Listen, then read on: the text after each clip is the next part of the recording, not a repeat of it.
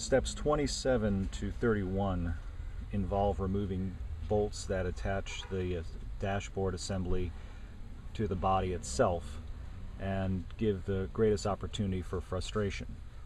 Steps 27 and 28 are not that difficult, as the screws, or screws as they refer to them, bolts with integral washers, are quite readily visible at the base of the dashboard.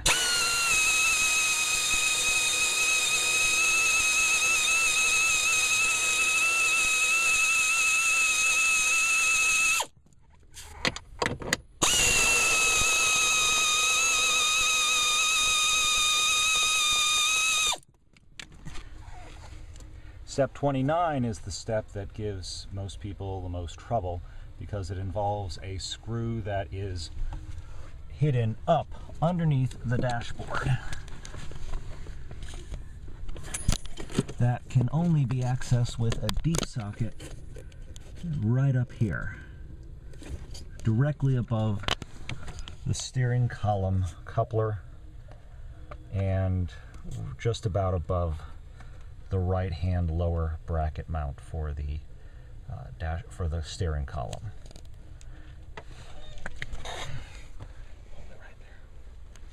So that involves a 13mm socket on a long extension, about an 8-inch long extension. If you don't remove this bolt, the dashboard is not going anywhere.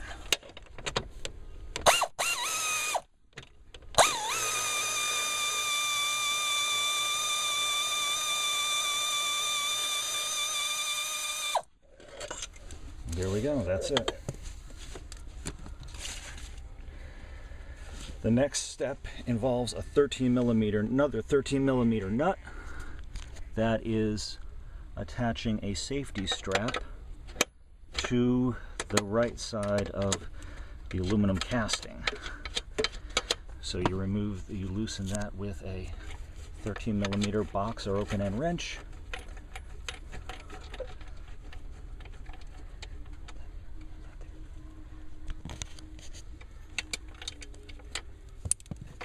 Pull that strap off and slide that nut back on, or the nut back on with the integral washer for safekeeping.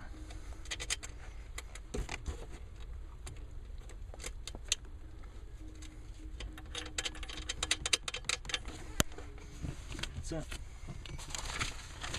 Two other bolts are 10mm headed bolts on the left side of the cowl, accessed with a deep socket.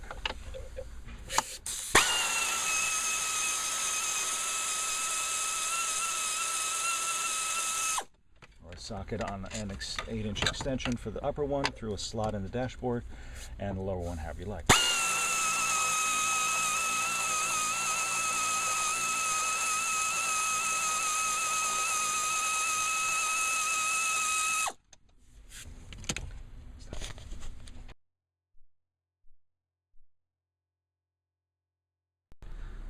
Alright, steps 32 and 33 involve removing the end cap and the glove box assembly. The first step is to open the glove box and then remove this one Phillips head screw holding the end cap to the side.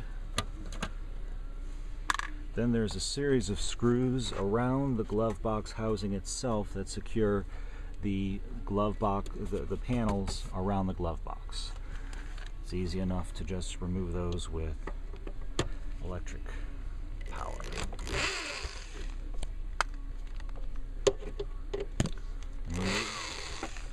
And remove them all at once, since they all have to come off anyway.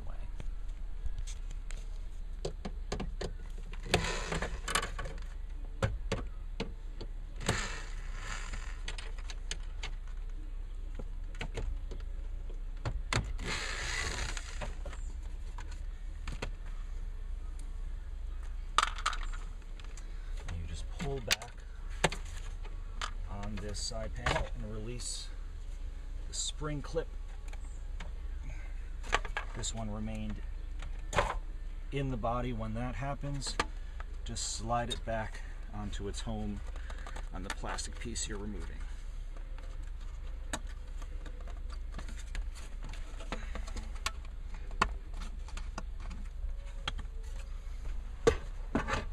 store the pieces out of the way.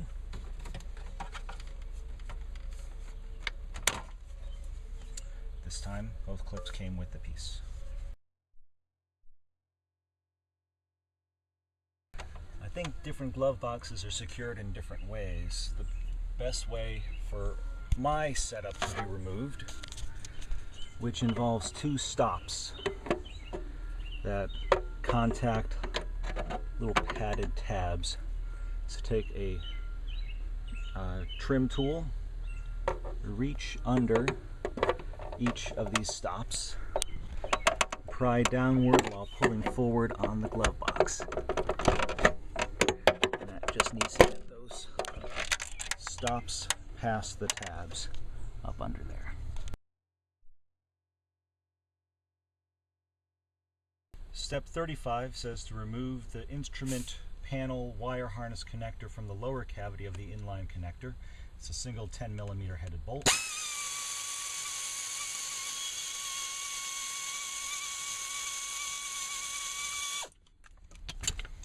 And then disconnect the inline radio antenna connector.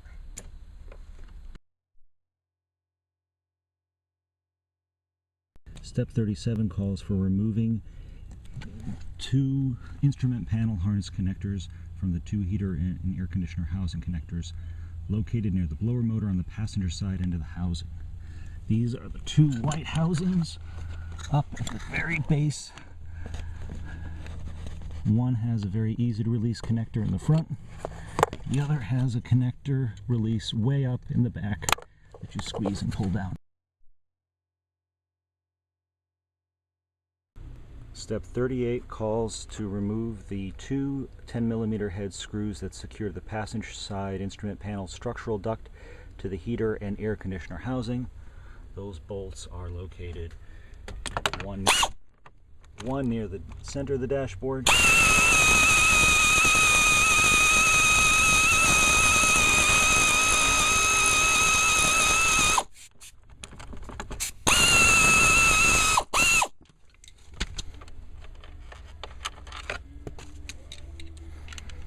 and one located over on the end just behind where the end cap covered it.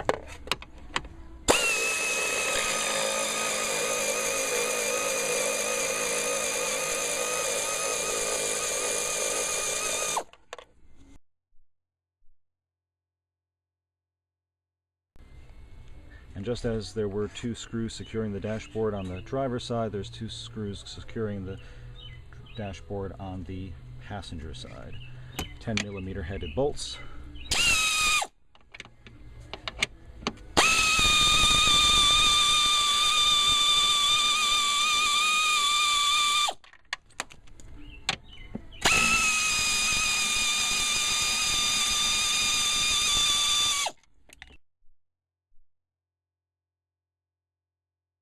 Final step, step 40, involves releasing a locking tab up under the dashboard. The best way to do it is with a long pry bar while pulling out on the dash.